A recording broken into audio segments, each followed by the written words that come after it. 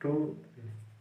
नमस्कार दोस्तों, आप सभी का कलाम एजुकेशन के इस यूट्यूब चैनल पर स्वागत है, अभिनंदन है, खैर मकदम है। साथियों, मैं हूं आरम मंसूरी और आज हम आपको दिख रहा होगा शायद, आज हम कुछ हटके राजस्थान अध्ययन का पूरी अच्छी तरीके से अध्ययन करेंगे, जिसमें भी राजस्थान अध्ययन का एक महत्वपूर्ण टॉपिक राजस्थान की कला एवं संस्कृति का अध्ययन करेंगे, जिसके अंतर्गत हम देखेंगे आज हमारा टॉपिक होगा राजस्थान के लोक देवता। लोक देवता के अंतर्गत जो भी हमारे पुराने बडोरों के अंदर आ गए, रामदेव जी, गोगा जी, तेजा जी, उन सबका हम पूरी बारीकी के साथ अध्ययन करेंगे। हम देखेंगे कि हमारे जो भी लोक देवता हैं उनके कौन कौन से कार्य थे, उनके माता पिता के जो भी नाम थे, उन सबसे रिलेटेड उनके मेले कब कब लगते हैं, उनका बड़ा मेला कहाँ पे लगता है, वो सब जानकारी हम अपने इस वीडियो में देखेंगे। और साथ ही साथ इस वीडियो के अंतर्गत कुछ ऐसी चीजें भी हो सकती है जो हमारे शायद हमारा किसी के भावना, किसी के दृष्टिकोण को ठेस पहुंचाना हमारा उद्देश्य नहीं है। इसके अंतर्गत जो भी हमें प्रोवाइड हो रही है जानकारी, हम उसी को बता रहे हैं। हम अपनी तरफ से कुछ भी इसके अंदर ऐड नहीं कर रहे हैं। जो भी पुस्तकों के अंदर हमारे एग्जाम के पॉइंट ऑफ व्यू से इंपॉर्टेंट है वो चीजें बता रहे हैं। ठीक है दोस्तों, तो इसके अंतर्गत कुछ ऐसी चीजें हो सकती है जो शायद आपके मान्यताओं के अनुसार ना हो, जो हमारे पुराने समय में सुनने के अनुसार ना हो, लेकिन जो इसके अंदर इंपॉर्टेंट है वो चीजें हम देखेंगे, क्योंकि हमारा मेन उद्देश्य एग्जाम के पॉइंट ऑफ व्यू से जो भी हमारा सिलेबस है उसे कवर करना है। ठीक है दोस्तों, तो अगर कुछ गलती हो तो क्षमा कीजिएगा। हेलो दोस्तों, अब हम देखेंगे राजस्थान अध्ययन में राजस्थान की कला एवं संस्कृति, राजस्थान के लोक देवता। ये पार्ट फर्स्ट है हमारा। इसके अलावा सेकंड पार्ट में जो होगा वो हम नेक्स्ट पार्ट में देख लेंगे। देखिए आज क्या देखेंगे हम, राजस्थान अध्ययन। राजस्थान अध्ययन में राजस्थान की कला एवं संस्कृति, राजस्थान के लोक देवता एवं लोक देविया, ऐसे करके एक टॉपिक आता है हमारे बुक के अंदर, उसे हम इसे आज कंप्लीट करेंगे। ठीक है, लोक डेट्स ऑफ राजस्थान। राजस्थान के लोक देवता अलौकिक चमत्कारों से युक्त एवं वीरतापूर्ण कृत्यों वाले महापुरुष लोक देवता के रूप में प्रसिद्ध हुए। इन्होंने वीरोचित कार्य, दृढ़ आत्मबल से सांस्कृतिक मूल्यों की स्थापना की, हिंदू धर्म की रक्षा की व जनहित में सर्वस्व न्योछावर किया। आज गांवों में इनके थान, देवरे या चबूतरे आस्था के केंद्र हैं। जाति पाति व छुआछूत के भेदभाव के बिना इनका पूजन होता है। यह हमारी हारी बीमारी दूर व मनोकामनाएं पूर्ण करते हैं। इनके पूर्ण होने पर, यानी जो भी हमारी आस्था या जो भी हमारी ये हारी बीमारी या मनोकामनाएं पूर्ण होती है, तो उसके समय इनके रात्रि जागरण भी करवाए जाते हैं या इनके पढ़ बचवाई जाती हैं। मारवाड़ में 5 लोक देवता हैं। तो देखिए हम सार्थ में देखें तो इसमें क्या लिखा हुआ है कि भाई हमारे जो भी लोक देवता हैं वो किस प्रकार से पढ़े, कि जिन्होंने अपनी अलौकिक शक्ति, चमत्कारी शक्तियों से लोगों की भावनाओं को बिना ठेस पहुंचाए या लोगों की भलाई में अपना सर्वस्व न्योछावर कर दिया। हिंदू धर्म की रक्षा की। उस समय मुस्लिम आक्रामकताओं से परेशान होकर लोग जो हिंदू धर्म से छोड़ के मुस्लिम धर्म में जा रहे थे, उन्हें सही हिंदू धर्म रहने की शिक्षा दी या उनसे लोगों की रक्षा की। इसके अलावा जो कि लोगों की हारी बीमारी या दुख तकलीफ या बीमारियाँ होती हैं, तो उनमें भी इनकी मनोकामनाएं पूर्ण करते हैं ये लोगों की। ठीक है, और इनके देवले थान मंदिरों को, देवले थान हमारी स्थानीय भाषा में कहा जाता है। और हम सब राजस्थान से बिलोंग करते हैं, राजस्थान के हैं, तो हमें इन सब चीज़ों का अच्छे से नॉलेज है कि हमारे हर गांव में कहीं ना कहीं इनकी मूर्ति या इनके जो भी देवले या इनके जो भी धाम हैं वो देखने को मिलते हैं। देखिए इनके रात्रि जागरण भी करवाते हैं हम। मारवाड़ में 5 लोक देवता हुए, रामदेव जी, गोगा जी, बाबू जी, हड़बू जी व मेहा जी। इनको पंचपीर कहते हैं। तो ठीक है दोस्तों, ये चीज़ बहुत काम की है। इससे एग्जाम में क्वेश्चन भी आता है कि हम देखते हैं कि राजस्थान में लोक देवता हैं, उनमें से कौन से लोक देवता पंचपीरों में शामिल है और कौन से नहीं है। देखिए इनका क्वेश्चन किस प्रकार से आता है, तो निम्न में से कौन से लोक देवता पंचपीर में शामिल नहीं है, ऐसे करके इनका क्वेश्चन आता है। या कई बार इनका उल्टा भी पूछ लिया जाता है कि निम्न में से कौन से लोक देवता पंचपीरों में शामिल हैं। तो इसके अंदर अलग अलग ऑप्शन आते हैं, उन ऑप्शन के हिसाब से हमें सरल करना होता है। तो देखिए इसके अंदर निम्न में से कौन से लोक देवता पंचपीर में शामिल नहीं है, तो हमने ऊपर देखा रामदेव जी,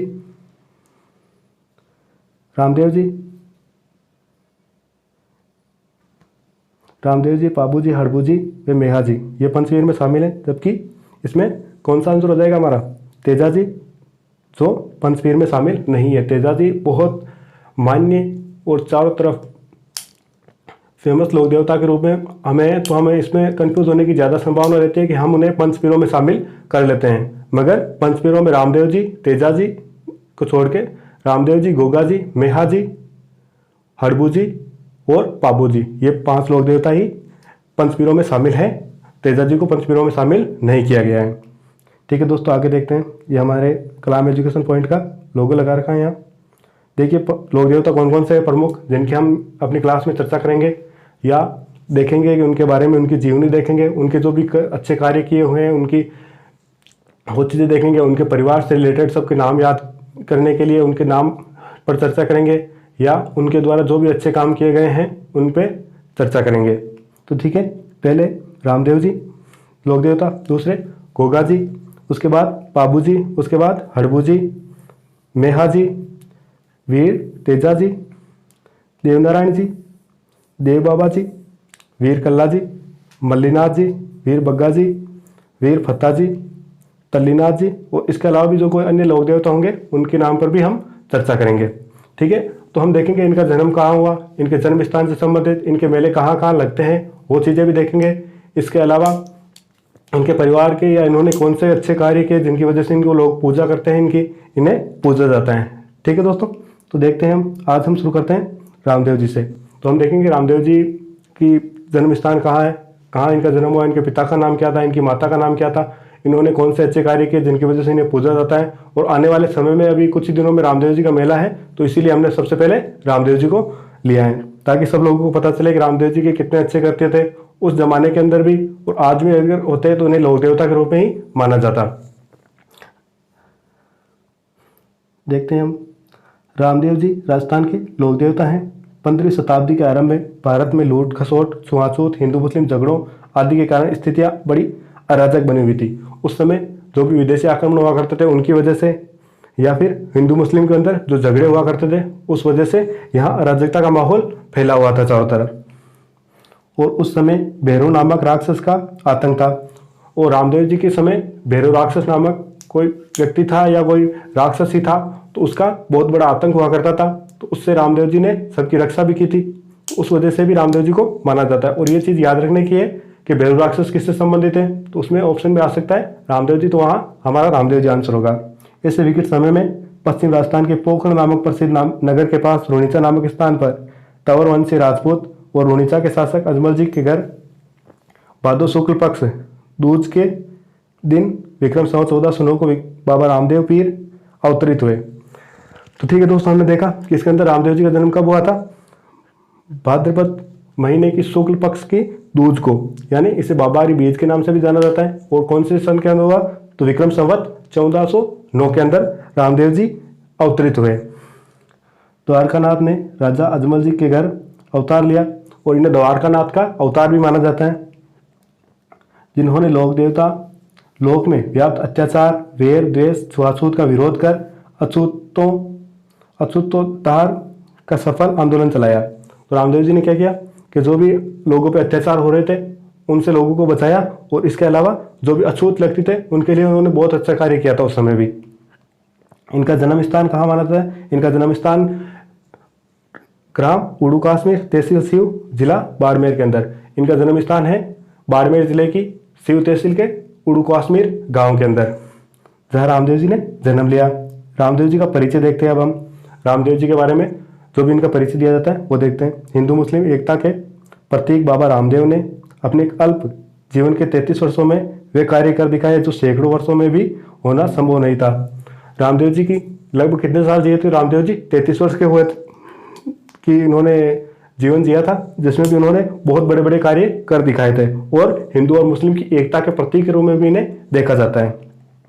सभी प्रकार के भेदभाव को मिटाने एवं सभी वर्गों में एकता स्थापित करने की पुनीत प्रेरणा के कारण बाबा रामदेव जहां हिंदुओं के देव हैं तो मुस्लिम भाइयों के लिए रामसा पीर हैं। तो ठीक है दोस्तों, हम क्या देखते हैं कि हिंदू जिस प्रकार इन्हें रामदेव जी को मानते हैं उसी प्रकार मुस्लिम भाई भी इन्हें रामसा पीर के रूप में इनकी पूजा करते हैं, या इन्हें अपनी मान्यता के अनुसार मानते हैं। मुस्लिम भक्त बाबा को रामसा पीर कह कर पुकारते हैं। वैसे भी राजस्थान के जनमानस में 5 पीरों की प्रतिष्ठा है, जिनमें बाबा रामसा पीर विशेष स्थान पर हैं। तो हमने पहले भी देखा था कि 5 पीरों में रामदेव जी को शामिल किया जाता है, और मुस्लिम भाइयों के लिए रामसा पीर के रूप में पूजे जाते हैं। देखिए कहावत भी कही जाती है, पाबू हड़बू रामदे ए मांगलिया मेहा 500 पीर पधार जो गोगा जी जय हाँ। इसके अंदर हम देखते हैं कि 500 पीरों के नाम हैं और इसके अंदर जो भी 5 पीर हैं उन सबको देखा जाता है। पाबू जी, हड़बू जी, रामदेव जी और मेहा जी मांगलिया। इसके अलावा गोगा जी। पाबू जी, हड़बू, रामदेव ये मांगलिया, मेहा, 500 पीर पधार जो गोगा जी जय हाँ। अब देखिए आगे देखते हैं रामदेव जी के बारे में। रामदेव जी ने छुआछूत के खिलाफ कार्य कर सिर्फ दलितों के पक्ष नहीं लिया वरन उन्होंने दलित समाज की सेवा भी की। रामदेव जी ने दलितों के लिए जो भी छुआछूत से उससे हटके बहुत अच्छे अच्छे कार्य भी किए। डालीबाई नामक एक दलित कन्या का उन्होंने अपने घर बहन बेटी की तरह रखकर पालन पोषण भी किया। एक रामदेव जी ने क्या किया, अपनी दलित कन्या थी डालीबाई, जो कि हम पुरानी कहानियों में देखते हैं, वो पेड़ के नीचे बैठ के शायद रो रही थी। तो उसे रामदेव जी ने कहा क्या हुआ, तो उसने कहा मैं नीची जात से बिलोंग करती हूँ और मुझे कोई छुएगा भी नहीं। तो रामदेव जी ने कहा तो आज से मेरी धर्म की बहन है और मैं तेरा भाई हूँ, और उसे अपने घर लेके गए और उसका अपनी बहन की तरह ही पालन पोषण किया। ठीक है, यही कारण है आज बाबा रामदेव के भक्तों में एक बहुत बड़ी संख्या दलित भक्तों की है, और इसी कारण से रामदेव जी के भक्त दलित वर्ग के सबसे ज्यादा भक्त माने जाते हैं। बाबा रामदेव पोखरण के शासक भी रहे।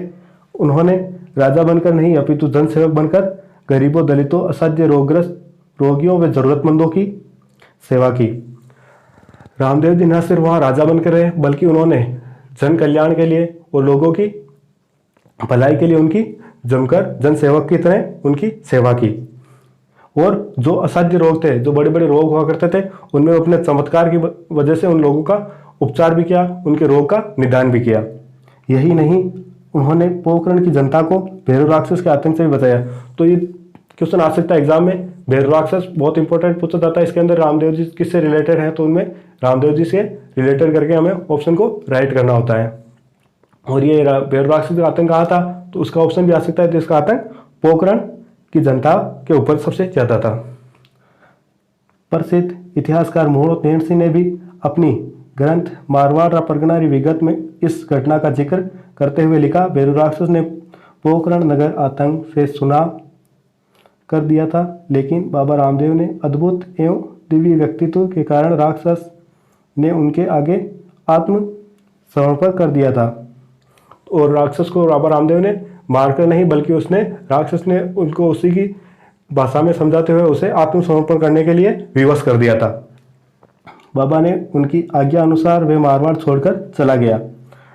तो हमारे देखने को कई बार हम कहानियों में सुनते हैं कि बाबा रामदेव ने या रामदेव जी महाराज ने भैरव राक्षस का वध किया था, लेकिन ऐसा नहीं है। बल्कि रामदेव जी ने, हमने पढ़ा अभी कि रामदेव जी ने उसे आत्मसमर्पण के लिए मजबूर कर दिया था अपनी दिव्य शक्ति से, और उसे फिर वहां पोखरण छोड़ के कहीं दूसरी जगह जाना पड़ा था। बाबा रामदेव ने अपने जीवन काल के दौरान और समाधि लेने के बाद कई चमत्कार दिखाए, जिन्हें लोक भाषा में पर्चा देना कहते हैं।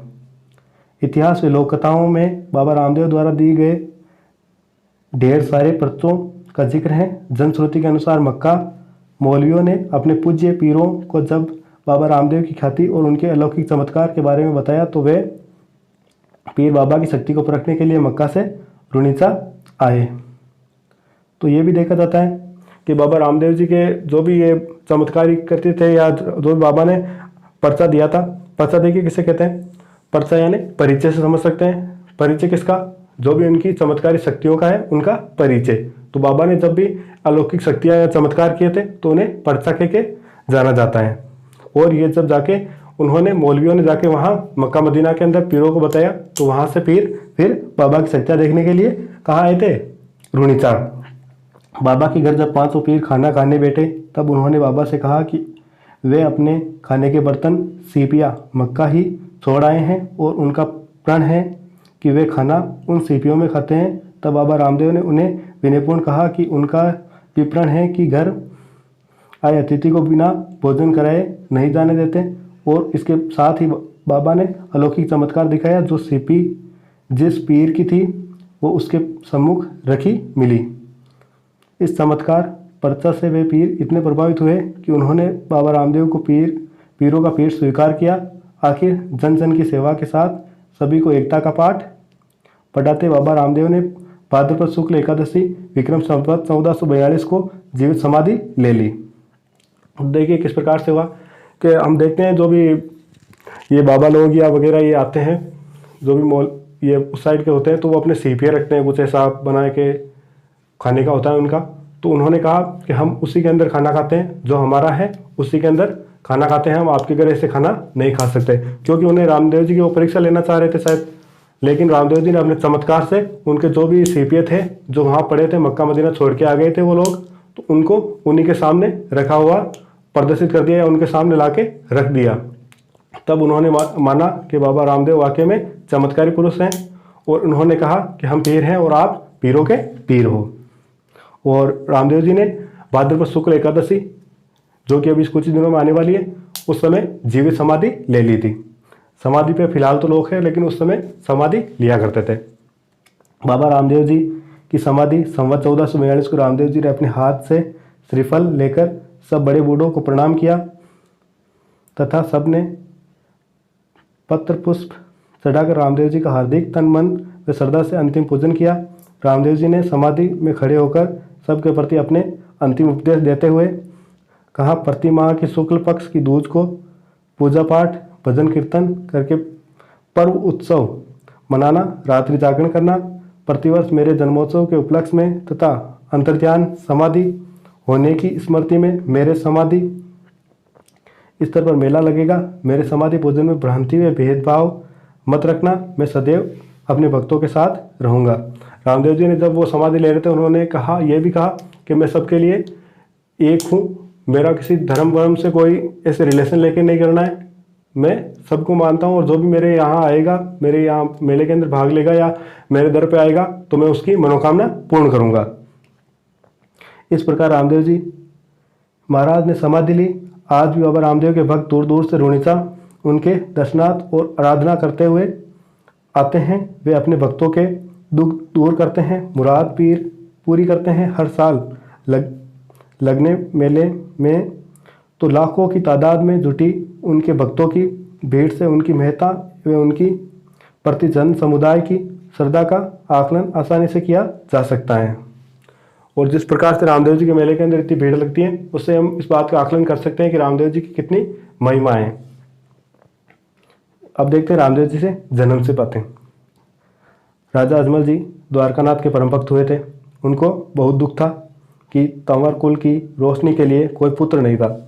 तो ये हम कहानी में भी सुनते हैं कि अजमल जी तंवर के घर कोई बच्चा नहीं था, तो अजमल जी ने तंवर कुल के द्वारकानाथ के परम भक्त हुए थे अजमल जी, तो उन्होंने उनसे मांगे, और वे बांझपन के एक बांझपन थे। दूसरा दुख था कि उनके ही राजगुरु में पड़ने वाले पोखरण से 3 मील दूर उत्तर दिशा में भैरव राक्षस ने परेशान कर रखा था।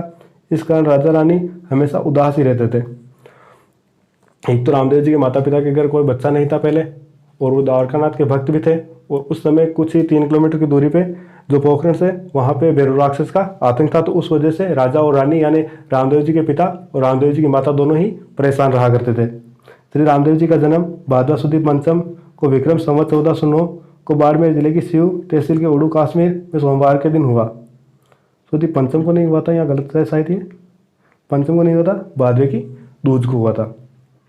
कश्मीर गांव में सोमवार के दिन हुआ था, जिसका प्रमाण श्री रामदेव जी के श्रीमुख से कहे गए प्रमाणों में है, जिसमें लिखा है, संवते चतुर्दश साल नवम चेत शुद्धि पंचम आप श्रीमुख गाये भणे राजा रामदेव चेत शुद्धि पंचम को अजमल जी के घर में आयो, जो कि तंवर वंश की बही बाट पर राजा अजमल जी द्वारा खुद अपने हाथों से लिखवाया गया था और प्रमाणित है, और गोकुलदास द्वारा कृत रामदेव जी की 24 प्रमाण में भी प्रमाणित है। अखे प्रमाण श्री रामदेव जी अमन गठोड़ा।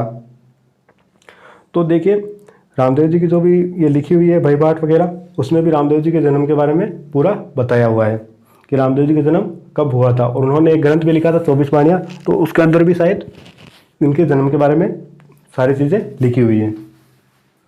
संतान ही माता पिता के जीवन का सुख है। राजा अजमल जी पुत्र प्राप्ति के लिए दान पुण्य करते, साधु संतों को भोजन कराते, यज्ञ कराते, नित्य ही द्वारकानाथ की पूजा करते थे, या नित्य यानी सुबह ही। इस प्रकार राजा अजमल जी भैरव राक्षस को मारने का उपाय सोचते हुए द्वारकानाथ जी पहुँचे, जहाँ अजमल जी को भगवान के साक्षात दर्शन हुए। राजा की आंखों में आंसू देखकर भगवान ने अपने पीताम्बर से आंसू पोंछकर कहा, हे भक्तराज, रो मत, मैं तुम्हारे साथ सारा दुख जानता हूँ, मैं तुम्हारा सारा दुख जानता हूँ। मैं तेरी भक्ति देखकर बहुत प्रसन्न हूँ। मांगो क्या चाहिए तुम्हें, मैं तेरी हर इच्छाएं पूर्ण करूँगा।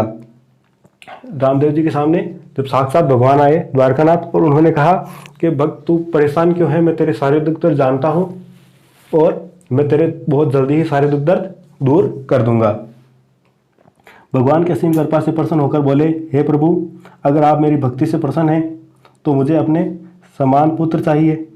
मुझे आपके समान यानी मुझे आपके रूप में ही कोई पुत्र चाहिए जो मेरे घर पुत्र बनकर आना पड़ेगा, यानी आपको ही मेरे घर पुत्र बनके आना पड़ेगा। राक्षस को मारकर धर्म की स्थापना करनी पड़ेगी, यानी भैरव राक्षस को मार करके या उससे हमारा पीछा छुड़ाना पड़ेगा। भगवान द्वारकानाथ ने कहा, हे भक्त, जाओ, मैं तुम्हें वचन देता हूँ कि पहले तेरे पुत्र विरमदेव होगा।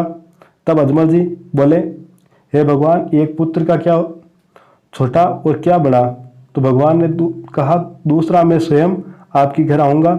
अजमल जी बोले, हे प्रभु, आप मेरे घर आओगे तो हमें क्या मालूम पड़ेगा कि भगवान मेरे घर पधारे हैं। द्वारकानाथ ने कहा कि जिस रात मैं घर पर आऊँगा उस रात आपके राज्य में जितने भी मंदिर हैं उसमें अपने आप घंटियाँ बजने लग जाएगी। महल में जो भी पानी होगा वह दूध में बदल जाएगा तथा मुख्य द्वार से जन्म स्थान तक कुमकुम के पेड़ नजर आएंगे। वह मेरी आकाशवाणी भी सुनाई देगी और मैं अवतार के नाम से प्रसिद्ध हो जाऊंगा। तो फिर द्वारकानाथ जी ने क्या कहा अजमल जी को कि मैं आपके घर स्वयं पुत्र बन के आऊँगा। पहले आपके घर विरमदेव जन्म लेगा और उसके बाद मैं स्वयं आपके घर पुत्र बन के आ रहा हूँ। तो फिर अजमल जी ने कहा कि फिर आपको हमें कैसे पता चलेगा कि आप हमारे घर पुत्र बन के आ रहे हैं। तो फिर भगवान ने कहा कि मैं जब भी आऊँगा तेरे घर तो उस समय बहुत सारी चमत्कारी चीज़ें दिखाऊंगा। जहाँ आपके प्रवेश द्वार है वहाँ से लेके अंदर जो भी वहाँ जन्म लेगा बच्चा वहाँ तक कुमकुम के पेड़ बन जाएंगे। जो भी आपके घर में पानी होगा वो दूध में बदल जाएगा। और इसके अलावा जो भी मंदिर हैं तो वहाँ पे भी आपको मेरा चमत्कार देखने को मिलेगा। उसकी घंटियाँ, सारे मंदिरों की घंटियाँ अपने आप बजने लग जाएगी। श्री रामदेव जी का जन्म संवत 1409 में भाद्रपद मास की दूज को राजा अजमल जी के घर हुआ। उस समय सभी मंदिरों में घंटियाँ बजने लगी। तेज प्रकाश से सारा नगर जगमगाने लगा। महल में जितना भी पानी था वे दूध में बदल गया। महल के मुख्य द्वार से लेकर पालने तक कुमकुम के पेड़ों के पदचिन्ह बन गए। महल के मंदिर में रखा शंख सोते बज उठा, यानी राम जो भगवान ने कहा था वो सारी चीजें घटित होने लग गई। उस समय महाराजा अजमल जी को भगवान द्वारकानाथ के लिए दिए हुए वचन याद आए और एक बार पुनः द्वारकानाथ की जय बोली। इस प्रकार द्वारकानाथ ने राजा अजमल जी के घर अवतार लिया। बाल लीला में माता को पर्चा भी दिया। तो क्या क्या जैसे प्रकार उन्होंने भगवान ने द्वारकानाथ ने जैसे जैसे अजमल जी को कहा था कि मंदिर की घंटियाँ अपने आप बजने लग जाएगी और तेरे आपके घर के अंदर जो भी प्रवेश द्वार है वहाँ से लेके जहाँ भी पालने के अंदर मैं रहूँगा वहाँ तक कुमकुम के पैर की निशान बन जाएंगे। इसके अलावा और जो भी आपके घर में पानी होगा वो सब दूध में बदल जाएगा। तो वो सारी चीज़ें घटित हुई। तो अजमल जी को पता चल गया कि द्वारकानाथ आ चुके हैं। तो उन्होंने द्वारकानाथ की जय भी बोली।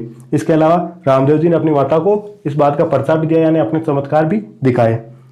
और वो क्या पर्चा दिया था वो देखिए। भगवान ने जन्म लेकर अपनी बाल लीला शुरू की। एक दिन भगवान रामदेव विरमदेव अपनी माँ की गोद में खेल रहे थे। माता मेणा दे, ठीक है, यहाँ पे नाम भी आ चुका है। उनकी माता का नाम क्या था? मेणा दे। ये सारी जो भी चीज़ें हैं वो हम एक बार पूरे रिवाइज बोर्ड में देख लेंगे। सारी जो भी इंपॉर्टेंट चीज़ें हैं वो एक पेज में आपको लिख के अलग से मिल जाएगी। मेणा दे उन दोनों बालकों का रूप निहार रही थी। प्रातःकाल का मनोहारी दृश्य था और भी सुंदरता बढ़ा रहा था। उधर दासी गाय का दूध निकाल कर लाई और माता मेणा दे के हाथों में बर्तन देते हुए उन्हीं बालकों की क्रिया में रम गई। माता बालकों को दूध पिलाने के लिए दूध को चूल्हे पर चढ़ाने के लिए जाती है। माता जो ही दूध के बर्तन में डालकर चूल्हे पर चढ़ाती है, उधर रामदेव जी अपनी माता को चमत्कार दिखाने के लिए विरमदेव जी के गाल पर चुमटी भरते हैं। इससे विरमदेव जी को क्रोध आ जाता है तथा विरमदेव जी बदले की भावना से रामदेव जी को धक्का मार देते हैं, जिससे रामदेव जी गिर जाते हैं और रोने लगते हैं। रामदेव जी के रोने की आवाज़ सुनकर माता मेणा दे दूध को चूल्हे पर छोड़कर आती हैं और रामदेव जी को गोद में लेकर बैठ जाती हैं। उधर दूध गर्म होकर गिरता देखती हैं। वे रामदेव जी को गोदी से नीचे उतारना चाहती हैं। उतने में ही रामदेव जी अपना हाथ दूध की ओर करके अपनी दिव्य शक्ति से बर्तन को चूल्हे से नीचे धर देते हैं या नीचे गिरा देते हैं। ये चमत्कार देखकर माता मेणा देवी, वहीं बैठे अजमल जी, विदासी सभी द्वारकानाथ की जय जयकार करते हैं। तो इस प्रकार जैसे ही वो दूध चढ़ाया था, दासी दूध निकाल के लेके आई थी और रामदेव जी ने अपने भाई से कुछ चिमटी वगैरह काटी और फिर उन्होंने विरमदेव जी को गुस्सा दिलाया और विरमदेव जी ने धक्का दिया और वो गिरे और रोने लगे। फिर माँ वहाँ दूध को वहीं पे छोड़ के दौड़ती हुई आई। फिर रामदेव जी ने अपना चमत्कार दिखाते हुए दूध को, हम कहते हैं, उफान दिया और दूध बाहर गिर गया। तो फिर ऐसे में देख के उन्हें पता चल गया कि रामदेव जी द्वारकानाथ के अवतार हैं और उन सबको इस बात का पर्चा दिया। आगे देखते हैं अब हम बाल लीलाएं। रामदेव जी ने अपनी बाल लीलाओं में क्या क्या किया था वो सारी चीज़ें देखते हैं। एक बार बालक रामदेव ने खिलौने वाले घोड़े की जिद करते हैं, पर राजा अजमल जी ने उसे खिलौने वाले के पास लेकर गए एवं खिलौने बनाने को कहा। राजा अजमल जी ने चंदन और मखमली कपड़े को घोड़ा बनाने को कहा। यह सब देखकर खिलौने वाला लालच में आ गया और उसने बहुत सारे कपड़े अपनी पत्नी के लिए रख लिया और उसमें से कुछ ही कपड़ा काम में लिया। जब बालक रामदेव घोड़े पर बैठे तो घोड़ा उन्हें लेकर आकाश में उड़ गया या चला गया। राजा खिलौने वाले पर गुस्सा हुए तथा उसे जेल में डालने के लिए आदेश दे दिया। कुछ समय पश्चात बालक रामदेव वापस घोड़े के साथ आए। खिलौने वाले ने अपनी गलती स्वीकार की तथा बचने के लिए रामदेव जी से गुहार लगाई। बाबा रामदेव ने दया दिखाते हुए उसे माफ़ किया। अभी भी कपड़े वाला घोड़ा बाबा रामदेव की खास चढ़ावा माना जाता है। तो देखिए इसमें क्या हुआ, रामदेव जी बचपन में, ये हम कहानी सुनते भी अपने घर पे, कि रामदेव जी और उनके पिता घोड़ा लेने के लिए, और उन्होंने घोड़े की जिद की तो उनके पिता उनको लेके गए किसी दुकान पे और उन्होंने जो भी कपड़ा था घोड़े के लिए, जो आवश्यक सामग्री थी वो उपलब्ध करवाई वहाँ पे। और उसमें से दुकानदार ने क्या कहा, अपनी चालाकी दिखाते हुए उसमें से जो अच्छा कपड़ा था या जो ज़्यादा कपड़ा थोड़ा बच गया था कपड़ा, तो उसे अपने घर पे लेने के लिए, अपनी पत्नी के लिए उसे बचाने की कोशिश की। तो फिर रामदेव जी को तो चमत्कारी पुरुष थे, उन्हें पता चल गया, तो उन्होंने अपनी चमत्कार दिखाते हुए उस घोड़े से बैठ के आसमान में उड़ गए। तो उनके पिता को लगा और बाकी सब सैनिकों को और उनको लगा कि इस घोड़े वाले ने कुछ इसमें किया है घपला, उसकी वजह से रामदेव जी उड़े हैं। तो उसको पकड़ के जेल में डाल दिया। फिर घोड़े वाले को पता चल गया कि हमने जो गलती की थी उसी की वजह से रामदेव जी ने हमें दंड दिया है। तो इस प्रकार फिर रामदेव जी घोड़े से उड़ते हुए वापस नीचे आए तो उसने पैरों में, रामदेव जी के पैरों में पड़ के अपनी गलती की माफ़ी मांगी और फिर रामदेव जी ने उसे माफ़ भी कर दिया। रुणिचा की स्थापना, तो देखते हैं हम रुणिचा की स्थापना किस प्रकार हुई। संवत, ये देखिए आपको हिंदी भी आनी चाहिए। ये क्या लिखा हुआ है, 1425 यानी संवत 1425। संवत 1425 में रामदेव जी महाराज ने पोखरण से 12 किलोमीटर उत्तर दिशा में एक गांव की स्थापना की जिसका नाम रुणिचा रखा। यानी पहले रुणिचा नगर नहीं हुआ करता था, लेकिन रामदेव जी ने 1425 के अंदर 14 किलोमीटर दूर उत्तर दिशा में एक गांव रुणिचा की स्थापना की और उसका नाम क्या रखा, रुणिचा। लोग आकर रुणिचा में बसने लगे। रुणिचा गांव बड़ा सुंदर और रमणीय बन गया। भगवान रामदेव जी अतिथियों की सेवा में ही अपना धर्म समझते थे। अंधे, लूले, लंगड़े, कोढ़ी व दुखियों को हमेशा हृदय से लगाकर रखते थे। तो रामदेव जी ने क्या किया कि 1425 के अंदर 14 किलोमीटर दूर उत्तर दिशा में रुणिचा नगर की स्थापना की और वहाँ पे जो भी लूले, लंगड़े या जो कोढ़ से पीड़ित व्यक्ति थे वो आते थे और उनका रामदेव जी उपचार किया करते थे या उनके साथ अपने हृदय से लगाकर उन लोगों को प्रेम के साथ रखते थे। ठीक है, अब आगे देखते हैं हम बोहिता को पर्चा वे पर्चा बावड़ी। तो ठीक है दोस्तों, बहुत लंबा टॉपिक हो रहा है हमारा, तो हम देखते हैं यहाँ पे बोहिता को रामदेव जी ने किस प्रकार पर्चा दिया। इसमें रामदेव जी की जो भी कहानियां है वो सारी हमने ऐड की हैं, इस वजह से थोड़ा टॉपिक लंबा हो रहा है, लेकिन इसमें से आपके एग्जाम के पॉइंट ऑफ व्यू से आप इस प्रकार से देखेंगे उसमें से कुछ भी नहीं छुटेगा। बोहिता को पर्चा बावड़ी किस प्रकार से दिया। एक समय रामदेव जी ने दरबार बैठाया और निजिया धर्म को झंडा गाड़कर ऊंच नीच छुआछूत को जड़ से उखाड़ कर फेंकने का संकल्प किया। उसी दरबार में एक सेठ बोहिताराज वहां बैठा, दरबार में प्रभु के गुणगान गाता। तब भगवान रामदेव जी ने अपने पास बुलाया और सेठ हे सेठ, तुम प्रदेश जाओ और माया लेकर आओ। प्रभु के वचन सुनकर बोईतराज घबराने लगा। तो भगवान रामदेव जी बोले, भक्त, जब भी तेरे पर संकट आवे तब मैं तेरे हर संकट में मदद करूंगा।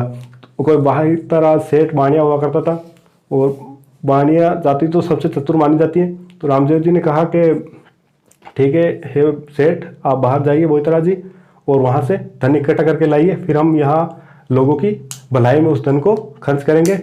और वो इतने में घबराने लगा बोईतराज। तो रामदेव जी ने कहा, आपको घबराने की कोई ज़रूरत नहीं है, मैं आपके हमेशा साथ रहूँगा। अब जब भी आपके ऊपर कोई संकट आएगा तो मैं आपकी उस संकट से रक्षा करूँगा। तब सेठ उड़ीसा से रवाना हुआ और प्रदेश पहुँच और प्रभु की कृपा से बहुत धन कमाया। 1 वर्ष में सेठ हीरो का बहुत बड़ा जौहरी बन गया। कुछ समय बाद सेठ को अपने बच्चों की याद आई और वह अपने गांव रुणीचा आने की तैयारी करने लगा।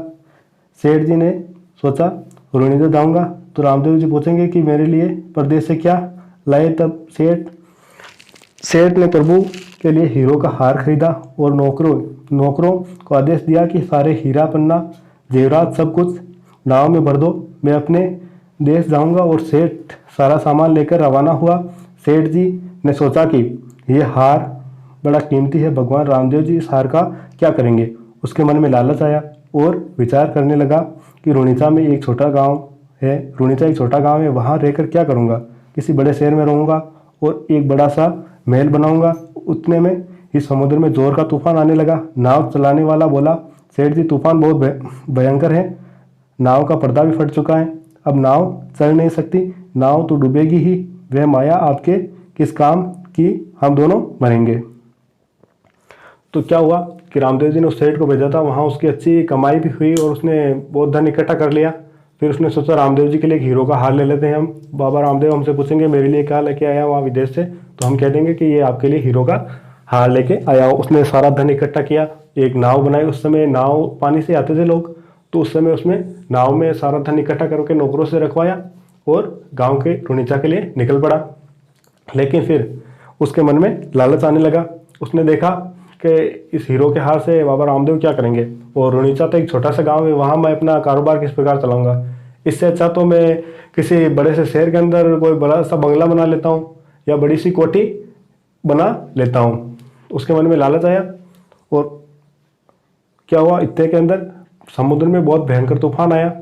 जो भी नाव चला रहा था उसने कहा कि जो नाव में पुराने समय पर्दे हुआ करते थे कि सेठ जी पर्दा फट गया है, आपके पास इतना धन है, क्या करोगे आप, हम दोनों ही मारे जाएंगे। फिर क्या हुआ देखिए, सेठ बोईतराज भी धीरज खो बैठा, अनेक देवी देवताओं को याद किया करने लगा, लेकिन सब बेकार, किसी भी देवता ने उसकी मदद नहीं की। तब सेठ जी को श्री रामदेव जी का वचन का ध्यान आया और सेठ प्रभु को करुणा भरी आवाज़ से पुकारने लगा, हे भगवान, मुझसे कोई गलती हुई हो तो मुझे माफ़ कर दीजिए। इस प्रकार सेठ जी दरिया में भगवान श्री रामदेव जी को पुकार रहे थे। उधर भगवान श्री रामदेव जी रुणीचा में अपने भाई विरमदेव जी के साथ बैठे थे और उन्होंने बोईतराज की पुकार सुनी। भगवान रामदेव जी ने अपनी भुजा पसारी और बोईतराज सेठ की नाव को डूब रही थी, जो नाव डूब रही थी उसे किनारे ले आए। यह काम इतनी शीघ्रता से हुआ कि पास में बैठे भाई विरमदेव जी को भी पता तक नहीं पड़ने दिया। रामदेव जी के हाथ समुद्र के पानी से भीग गए थे। तो क्या हुआ कि रामदेव जी को उसने फिर आखिरकार याद किया। पहले तो बाकी जो भी देवी देवता थे उन सबको याद किया, लेकिन किसी भी देवी देवता ने उसकी मदद नहीं की। फिर उसे अपना वचन याद आया कि रामदेव जी से मैंने जो वचन किया था उसकी वजह से तो नहीं हुआ, तो फिर उसने रामदेव जी को याद किया और फिर रामदेव जी ने उसकी मदद की। और वहाँ जहाँ बैठे थे रुणीचा के अंदर अपने भाई विरमदेव के पास, वहीं से उन्होंने अपने हाथ भुजा को लंबा किया और वहीं से उन्होंने नाव को जो समुद्र में डूब रही थी उसको किनारे पे लेके आ गए। और ये काम इतनी शीघ्रता से किया कि उनके भाई जो पास में बैठे थे विरमदेव, उसको भी पता नहीं चला। और मगर क्या हुआ कि वो जो भी उन्होंने काम किया था, उन समुद्र में डूब रही नाव को बचाया था, तो उससे समुद्र के पानी से उनका हाथ भीग गया था। ठीक है, आगे देखते हैं। बोईतराज सेठ ने किया सोचा कि नाव अचानक किनारे कैसे लग गई। इतने भयंकर तूफान सेठ से बचकर सेठ के खुशी की सीमा नहीं रही, क्योंकि इतने बड़े तूफान से बच गया था तो उसकी खुशी का कोई ठिकाना नहीं था। मल्ला भी सोच में पड़ गया, यानी मल्ला यानी नाव को ठहने वाला जो होता है नाव चलाने वाला, उसको मल्ला कहते हैं। कि नाव इतनी जल्दी तूफान से कैसे निकल गई। ये सब किसी था की कृपा से हुआ। सेठ बोईतराज ने कहा कि जिसकी रक्षा करने वाले भगवान श्री रामदेव हैं उसका कोई बाल भी बाका नहीं कर सकता। तब मल्लाहों ने भी श्री रामदेव जी को अपना इष्ट देव माना।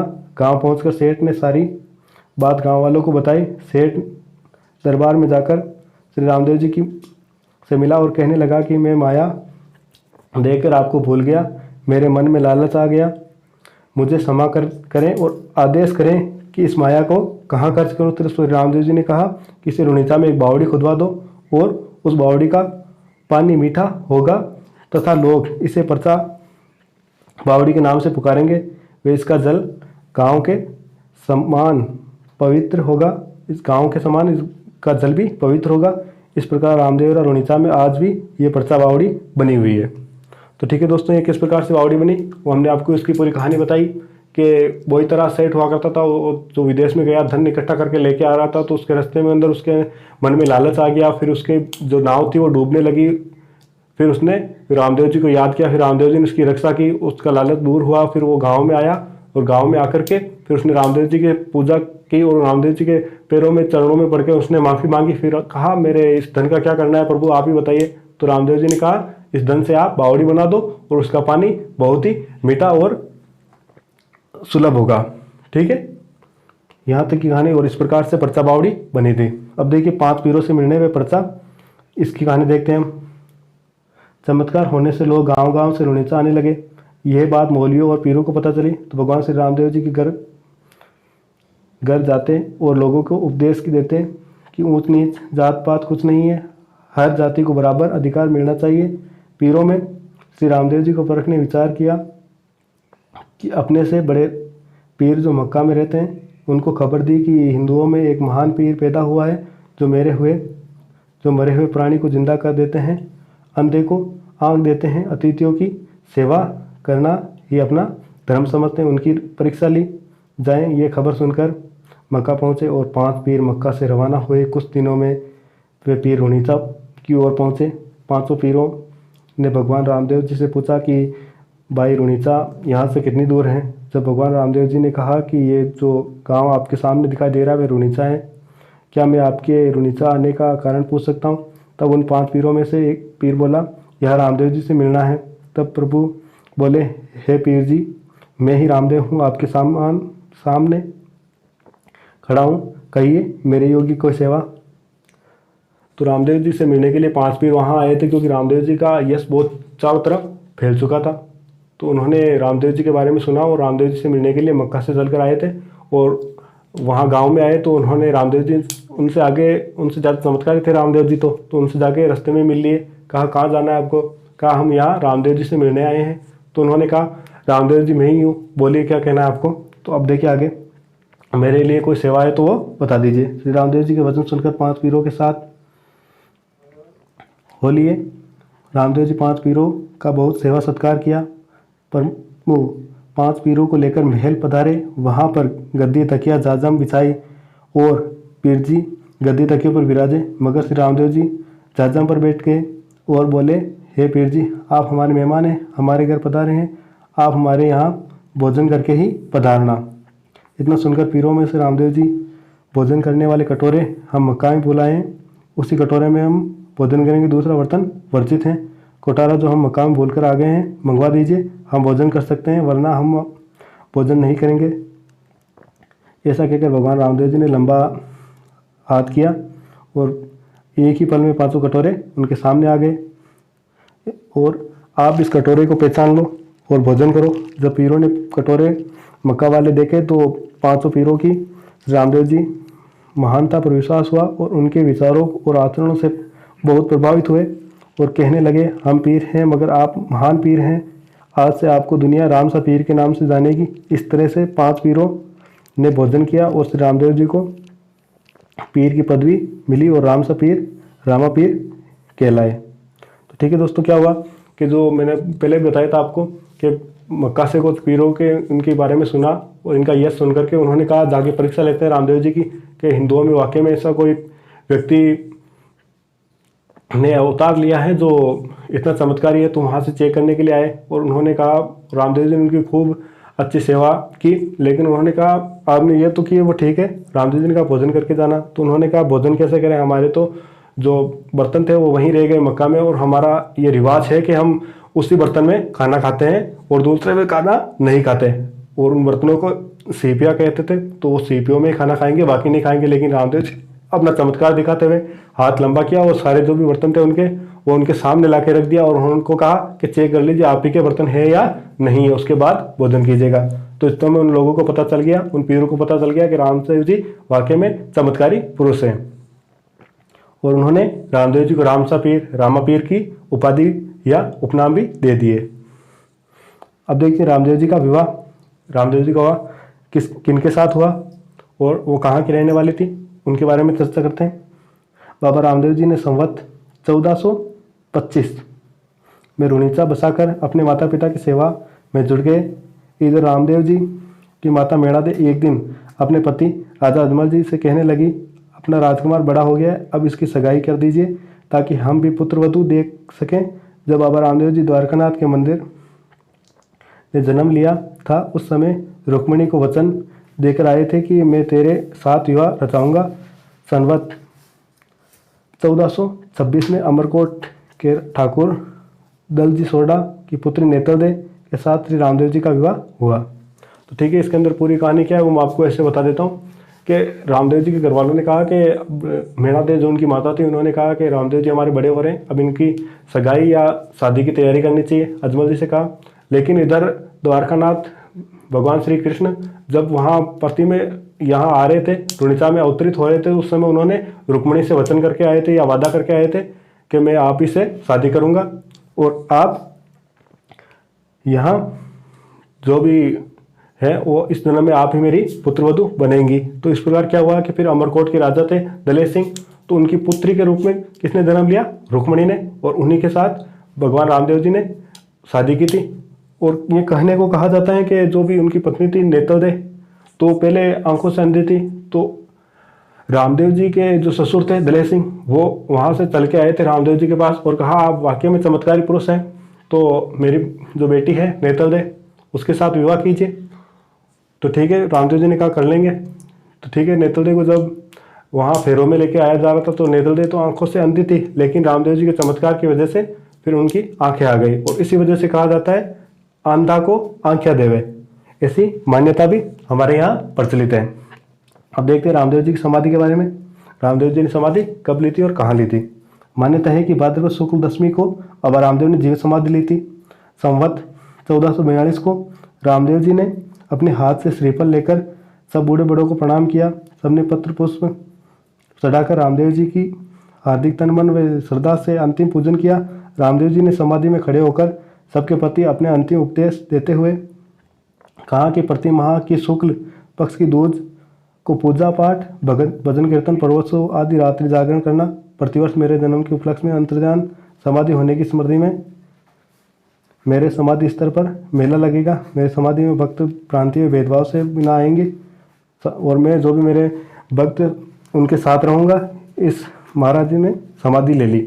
इसके बाद रामदेव जी ने क्या कहा कि मैं जो भी मेरे भक्त हैं जो इस मेले में आएंगे, यहाँ मेला लगेगा, जो भी मेरा जन्मदिन है वहाँ से लेके जो समाधि का दिन है वहाँ तक जो बीच में दिन पड़ रहे हैं 9 दिन, तो वहाँ पे मेला लगेगा, और जो भी मेरे भक्त यहाँ पे आएंगे वो उनका मैं बिना जाति पाति के भेदभाव और छुआछूत के भेदभाव के उनका कल्याण करूँगा।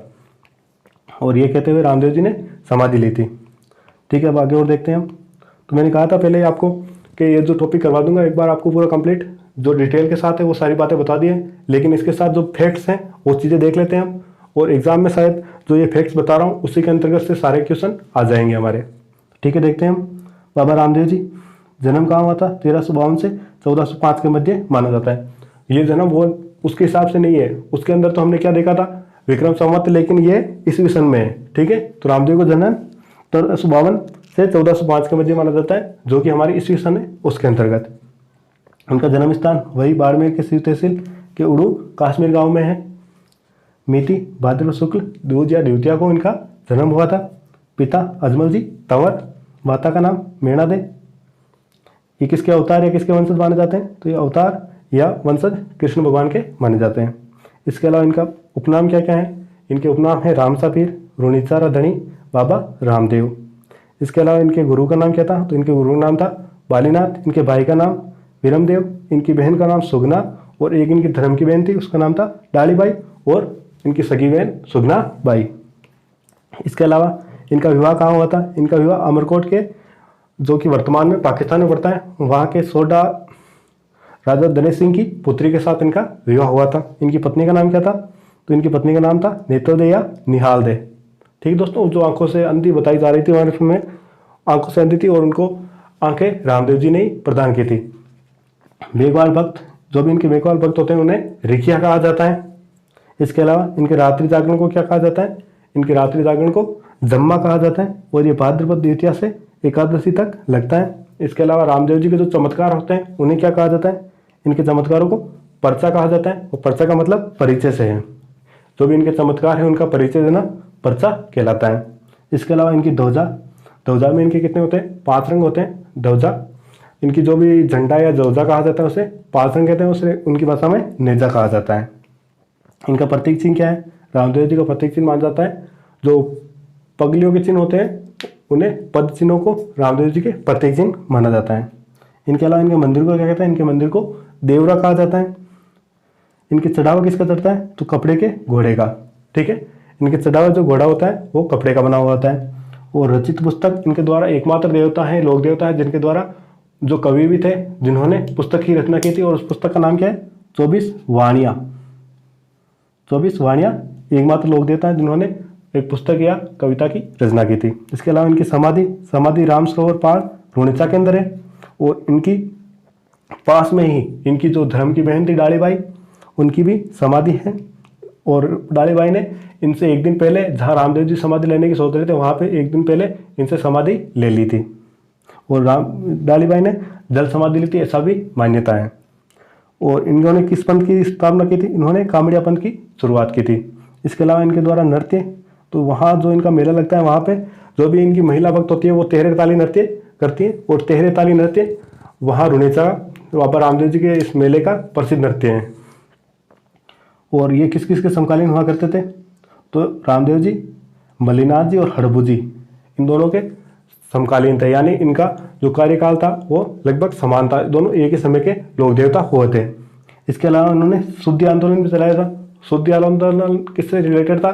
तो शुद्धि आंदोलन जो मुस्लिम आक्रांताओं की वजह से जो हिंदू मुसलमान बन गए थे, तो उनको इन्होंने शुद्धि आंदोलन के द्वारा वापस मुस्लिम से हिंदू बनाया था। ठीक है, इसके अलावा इनका वाहन क्या था? इनका वाहन नीला घोड़ा, और इनकी कहावत भी है नीले घोड़े वाला बाबा। इसके अलावा इनकी पड़ को ब्यावले कहा जाता है। इसके अलावा इनका मेला भाद्रपद शुक्ल द्वितीया से एकादशी तक लगता है। इसके अलावा इनकी यात्री जो भी होते हैं, जो पैदल यात्री जाते हैं बाबा के रामदेव के वहाँ मेले में, तो उनको क्या कहा जाता है? उनको जातरू कहा जाता है। और ये किससे संबंधित है? तो इनसे संबंधित क्या है? एक तो भैरव राक्षस इन्हीं के संबंधित है। इसके अलावा एक लकी बंजारा, वो भी इनसे रिलेटेड है। इसके अलावा रत्ना राय का, ये 3 जो व्यक्ति हैं जो रामदेव जी से रिलेटेड है। कौन कौन से? भैरव राक्षस के बारे में पूछा जाए तो वो रामदेव जी से रिलेटेड है। इसके अलावा लकी बंजारे के बारे में पूछा जाए तो वो भी रामदेव जी से समय में हुए थे। और रत्ना राय का, ये भी इनसे संबंधित है। इसके अलावा ये सांप्रदायिक सद्भाव वाले देवता भी माने जाते हैं। इसके अलावा 2-3 चीज़ें और रह गई है। ये वंशज, इनके वंशज क्या करते हैं? तो इनके वंशज जो भी मृतक होता है, रामदेव जी के जो वंशज हैं वो सब मृतक को दफनाते हैं। ठीक है दोस्तों, इनको जलाया नहीं जाता है, इनके वंशज जो भी हैं उन्हें दफनाया जाता है। इसके अलावा इनके प्रमुख मंदिर हैं जो कहाँ कहाँ पे है? एक तो मसूरिया पहाड़ी जोधपुर के अंदर है, दूसरा बिराटिया पाली के अंदर है, एक सुरता खेड़ा चित्तौड़ में। वैसे तो रामदेव जी के मंदिर हर गांव में देखने को मिल जाते हैं, लेकिन इनके जो प्रमुख मंदिर है वो कहाँ कहाँ है? एक तो मसूरिया पहाड़ी जोधपुर में, दूसरा बिराटिया पाली के अंदर, और तीसरा बात करें तो सुरता खेड़ा चित्तौड़ के अंदर इनके प्रमुख मंदिर देखने को मिलते हैं। इसके अलावा छोटा रामदेवरा किसे कहा जाता है? छोटा रामदेवरा गुजरात को कहा जाता है। ठीक है दोस्तों, तो आज हमने पूरे रामदेव जी के जो पूरे रिलेटेड जिनसे कहानियाँ वो सारी चीज़ें एक साथ देख ली हैं। इसके अलावा आगे के पार्ट में हम जो भी अलग आगे के देवता लोक देवता हैं उनके बारे में हम चर्चा करेंगे। तो इसमें हमने वीडियो बहुत ज़्यादा लंबा हो गया क्योंकि हमने रामदेव जी के बारे में पूरी जो भी जानकारी थी वो सारी एक साथ देखी है। यह वीडियो हमारे एग्जाम के पॉइंट ऑफ व्यू से तो इम्पोर्टेंट है, उसके साथ साथ जो भी रामदेव जी के भक्त हैं वो भी इस वीडियो को अच्छे से देख सकते हैं। इसके अलावा कोई चीज़ बाकी रह गई है तो मैं आपको फिर आगे की वीडियो में बता दूंगा। ठीक है दोस्तों, वीडियो अच्छा लगा है तो इसे आगे शेयर कीजिएगा और बाबा रामदेव जी की जय। Subscribe now and press the bell icon. Never miss an update.